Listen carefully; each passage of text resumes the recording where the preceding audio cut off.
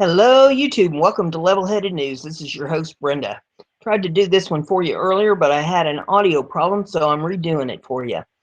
There's one article in this episode, and the URL is in the description of this video, so you can pull it up if you need to get any further information from it.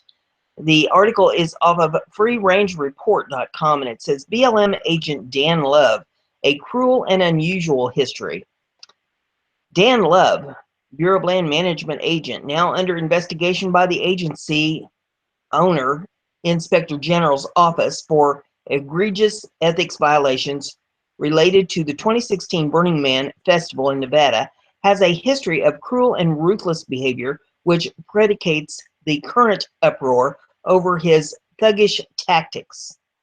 Prior to Love's involvement in the failed raid on the Bundy Ranch in April of 2014, he led the 2009 federal antiquities sting, Operation Cerberus Action, in the southeastern Utah. This sting, which took several years and climaxed with federal raids by hundreds of armed BLM and FBI officers on dozens of homes, also led to the deaths of 4 men involved in the case. Dr. James Redd, a beloved father, church leader, and community physician, became a suspect in Operation Cerberus and took his own life following a day of harsh and inhumane treatment by agents under the direction of Special Agent Dan Love.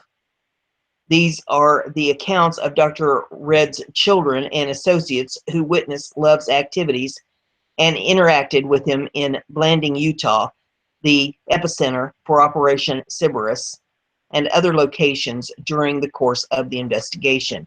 Operation Cerberus Action, the aftermath.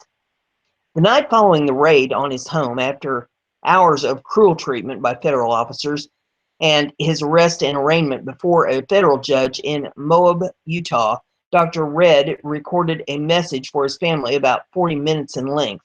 The message expressed his love for his wife and children and delivered individual message to each family member.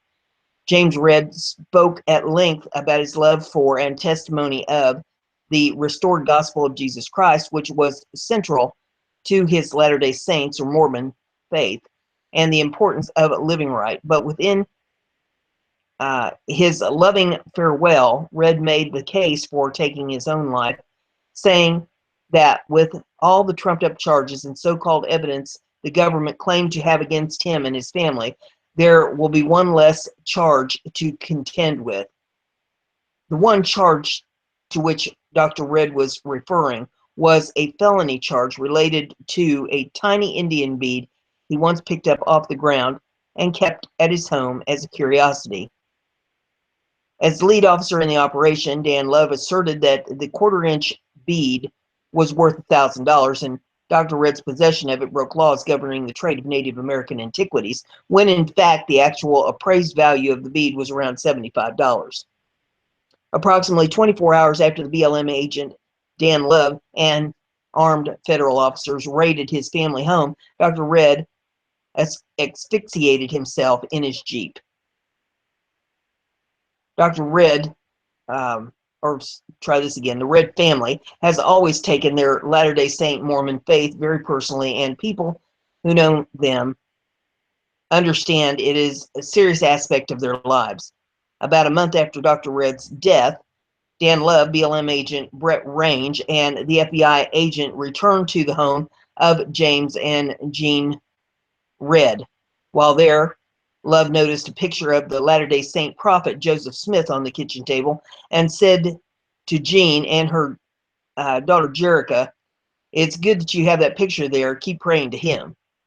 Anyone familiar with the Latter-day Saint practices, which includes nearly everyone in the southeastern Utah, know that Joseph Smith is not a subject of worship, but is revered as a leader and prophet.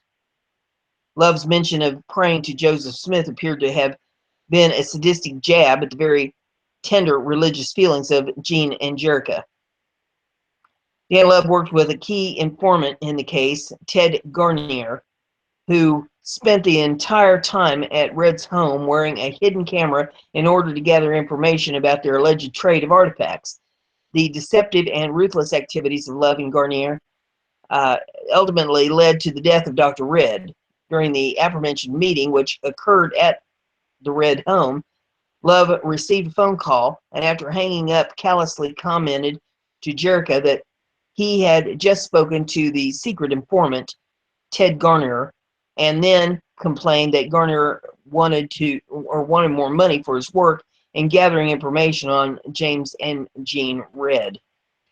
As Love and the agent Range were leaving the Red home following the meeting, while standing in the garage, Love gave Dr. Red's 3-year-old grandson Sebastian a child's BLM badge and told the toddler he could call him Uncle Dan until or little Sebastian, who idolized his poppy, probably did not comprehend that the man whose actions led to the death of his beloved poppy wanted him to call him Uncle Dan. It's hard for the adult mind to comprehend any words or actions more intentionally fiendish. A few months following Dr. Red's death, Dan Love demanded a meeting with Red's daughter, Jerica, at the Old Timer restaurant in Blanding, reportedly to discuss an obscure email Red's wife, Jean, had allegedly sent. During this meeting, however, the email was never discussed.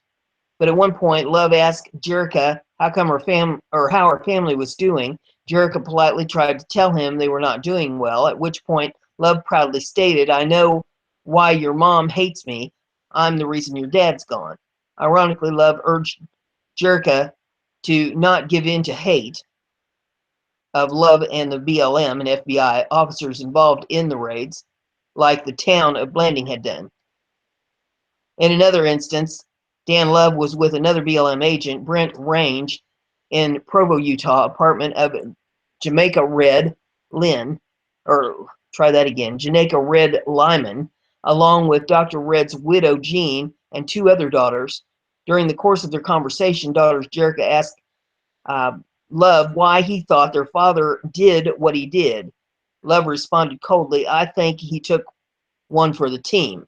Agent Love also told Jean and her daughter that he had read all of Dr. Red's private journals and detailed many of the private thoughts and concerns Dr. Red had for each of his children and his wife. Love even criticized the poor penmanship of Dr. Red. In his ignorance, it appears that Love failed to understand that, as with most physicians, Dr. Red used shorthand and medical abbreviations in much of his writing. According to family accounts, during this same meeting, Love boasted that he did not need to follow the posted speed limit because his status as a federal agent put him above such laws. During a 2-day investigation, or try that again, during a 2-day discussion with Dan Love and others, the BLM office in Salt Lake City, Dr. Red's daughter Jerica noticed maps and photos of Operation Cerberus defendants on the walls. As she sat down, she noticed another map with a photo on the floor that appeared to have been pulled off the wall. She saw that the picture was of her father, Dr. Red, and asked Dan Love why it was there on the floor. According to the account, Love shrugged his shoulders and said, "Yeah, we need to get rid of that." Yet the following day, the picture was still on the floor. At the end of the emotional 2-day meeting, while still in the presence of Dr. Red's widow, Jean, and daughters Jerica and their attorney, Love, and another BLM agent, Brent Range, jokingly started throwing tennis balls at each other. One of the tennis balls actually hit Red's attorney. When Jean Red filed a wrongful death lawsuit against those involved in actions which resulted in her husband's death, Love opted to lie about his relationship with Dr. James Red.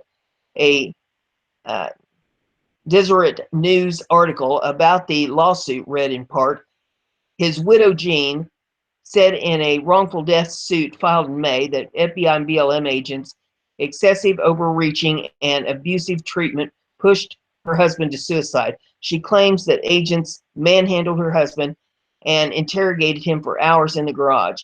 But Love said it didn't appear that Dr. Red had any animosity or anger toward authorities as a result of the investigation or the way he was treated that day. In fact, he said Red shook his hand and thanked him for being treated with respect and dignity, unquote. According to the family's account, Red never made such a statement to Love. and it was Love's attempt to dodge culpability related to the protracted and brutal interrogation of Dr. Red. Although Love at times took part in the hours-long questioning, the interrogation itself was directed by Dan Barnes, the BLM agent handpicked by Love to extract information from James Red. For his work with Operation Cerberus, which ended with 4 lives lost, 3 to suicide and 1 to drug overdose, Love was awarded Special Agent of the Year 2009 by the Bureau of Land Management.